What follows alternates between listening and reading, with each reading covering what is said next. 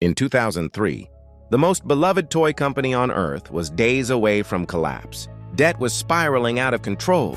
Losses had reached $300 million in a single year. Factories were overstocked. Leadership was paralyzed. Bankers were circling. And the company that had brought joy to hundreds of millions of children across the world was staring directly into the abyss. This wasn't some forgotten startup. This was Lego, the company whose little plastic bricks had been called the toy of the century. And it was about to disappear forever. What happened next is one of the greatest corporate survival stories ever told. This is how Lego almost died, and how it rebuilt itself brick by brick. The story begins not in a skyscraper boardroom, but in a small woodworking shop in Billund, Denmark. The year is 1932. A carpenter named Ole Kirk Christensen has just lost almost everything. The Great Depression has devastated Europe. His business is collapsing. His wife has recently died, leaving him alone to raise 4 young sons. He is broke, grieving, and desperate. So he does the only thing he knows how to do. He picks up his tools, and he starts making wooden toys, small ladders, toy trucks, miniature animals. He sells them door to door, barely making ends meet. He needs a name for his little company. He combines 2 Danish words, leg got, which means play well. Lego. In Latin, by coincidence, the word also means I assemble. It is a perfect accident that would define everything to come. The early years are brutally hard. In 1942, the factory burns to the ground. Ole rebuilds it. In 1951, a second fire destroys the new factory completely. Ole rebuilds again. Twice burned, never broken. And in 1949, Lego begins producing something new, a small, interlocking plastic brick. Simple, colorful, stackable. At first, nobody cares. Danish toy shops refuse to stock them. Parents are skeptical of plastic. Critics say they are cheap and unimaginative. But Ole Kirk Christensen believes in the brick, and so does his son, Godfred Kirk Christensen, who takes over the company and refines the design. By 1958, the modern Lego brick, with its signature, stud and tube blocking system, is patented. The design is so precise, so perfectly engineered that even today, a Lego brick made in 1958 fits perfectly with one made in 2024. That is not an accident. That is obsession. Through the 1970s, 80s, and 90s, Lego becomes a global icon. Space sets, castle sets, train sets, Technic, Mindstorms. Generation after generation grows up building with Lego. But by the late 1990s, something is changing. Video games are exploding. PlayStation, Nintendo 64, the internet. Children's attention is being pulled in entirely new directions. And Lego panics. Instead of staying focused, instead of trusting the brick, Lego tries to become everything at once. They launch theme parks, Legoland parks that hemorrhage cash. They create clothing lines and children's TV networks and educational software. They expand into jewelry, into lifestyle products. They launch hundreds of new complex product lines simultaneously. The number of unique Lego components explodes from 7,000 to over 12,000 different pieces. Supply chains become a nightmare. Factories can't keep up. Costs spiral completely out of control. And the product itself, the beautiful, simple, iconic brick, gets lost inside the chaos. By 2003, the crisis reached a breaking point. Lego posted a loss of $300 million. Its debt is equal to 8 times its operating profit. Factories are sitting on mountains of unsold inventory. The board holds emergency meetings. Consultants are called in, and one word begins to echo through the corridors of Lego's headquarters in Billund. Bankruptcy. The toy of the century is about to become a cautionary tale. Then something unexpected happens. The family makes an extraordinary call. They bring in an outsider. A 35-year-old management consultant named Jørgen Vig Knudstorp. He has no experience running a toy company, but he has something rarer. Clarity. He walks through Lego's headquarters and says something nobody wants to hear. We are on a burning platform. We are running out of cash. He doesn't sugarcoat it. He doesn't soften the blow. He tells the truth. And that truth becomes the foundation on which Lego is rebuilt.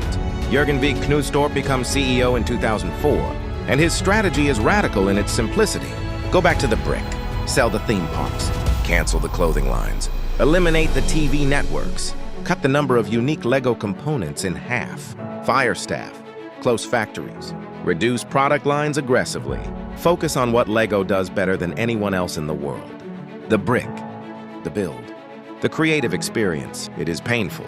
Thousands of jobs are lost. Entire divisions are dismantled. But the company starts breathing again. Then comes the next decision. The one that doesn't just save Lego, it transforms Lego. Knudstorp and his team do something unusual for a major corporation. They go and talk to the customers, not in focus groups, not through surveys. They go into people's homes. They sit on floors with children and watch how they actually play with Lego bricks. And what they discover reshapes everything. The most dedicated Lego fans, the ones who love the brand most deeply, are adults. Adult hobbyists, engineers, architects, collectors. People who had grown up with Lego and never truly let it go. A community the company had completely ignored. Lego calls them AFOLs, adult fans of Lego. And instead of dismissing them, Lego does something remarkable. They invite them in. Lego starts co-creating products with its most passionate fans, listening to them, designing for them. And that community, that passionate, obsessive, worldwide community, becomes Lego's most powerful marketing engine. Word of mouth, reviews, online building communities, conventions. All of it organic. All of it is authentic. All of it is free. Then comes the partnership that electrifies the brand for a new generation. 2014, the Lego movie releases in cinemas worldwide. Critics and analysts expect it to be a cynical cash grab. A 100-minute toy commercial. Instead, it is smart, funny, emotional, and universally beloved. It earns $468 million at the global box office. It wins awards. It moves parents and children alike. And it does something no advertising campaign ever could. It reminds the entire world why Lego matters. In the year of the film's release, Lego overtakes Mattel, the makers of Barbie, to become the largest toy company on Earth, a company that was almost bankrupt a decade earlier. Now, the biggest toy brand in human history, the numbers that follow are breathtaking. Lego produces approximately 400 billion bricks per year. That is roughly 52 Lego bricks for every single person alive on this planet. If you laid all the Lego bricks ever made end to end, they would circle the Earth more than 5 times. Every 11 seconds, somewhere in the world, a Lego set is sold. The company now operates in 130 countries. Annual revenue exceeds $9 billion. Lego is now more profitable per dollar of revenue than Apple. The Lego brand is consistently ranked as one of the most reputable companies on Earth, not just in the toy industry, but across every industry. Partnerships with Harry Potter, Star Wars, Marvel, Minecraft, Technic, and architecture have created a product range that reaches children, teenagers, and adults equally. The Lego Ideas program, where fans submit original designs for potential production, has launched dozens of sets because Lego learned something that almost killed them and then saved them. The fans know best. So what does the Lego story teach the world? Lesson 1. Complexity kills. When Lego tried to be everything, theme parks, clothing, television, jewelry, it nearly destroyed itself. The greatest brands in the world are defined not just by what they do, but by what they refuse to do. Know your core. Protect it. Everything else is a distraction. Lesson 2. The truth is a gift, even when it hurts. When Knudstorp told Lego's leadership that they were on a burning platform, nobody in that room wanted to hear it. But without that honest, brutal assessment, the company wouldn't have survived. In business and in life, the people who tell you what you need to hear are more valuable than the ones who tell you what you want to hear. Lesson 3. Your most passionate customers are your greatest asset. Lego ignored its adult fan community for decades. When they finally listened, really listened, that community helped rebuild the brand from the inside out. Every business has customers who care more deeply than the company realizes. Find them, respect them, build with them. Lesson 4. Simplicity is a strategy. The Lego brick has not fundamentally changed since 1958. In a world that constantly chases the new, Lego's power lies in permanence.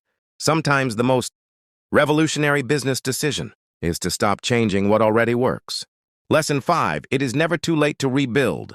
Lego was staring at bankruptcy in 2003. 12 years later, it was the largest toy company on Earth.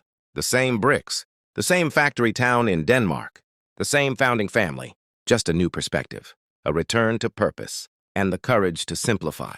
No empire is ever truly finished unless it decides to stop building. From a grieving carpenter in Denmark, building wooden toys to feed his family, to a global empire of 400 billion bricks touching every country on Earth. Lego's story is not just about toys. It is about what happens when a company loses itself and then finds the courage to come home, to go back to the beginning, to trust the simplest thing, the brick. One small, colorful, perfectly designed piece, snapped together with intention. That is how empires are built, one brick at a time.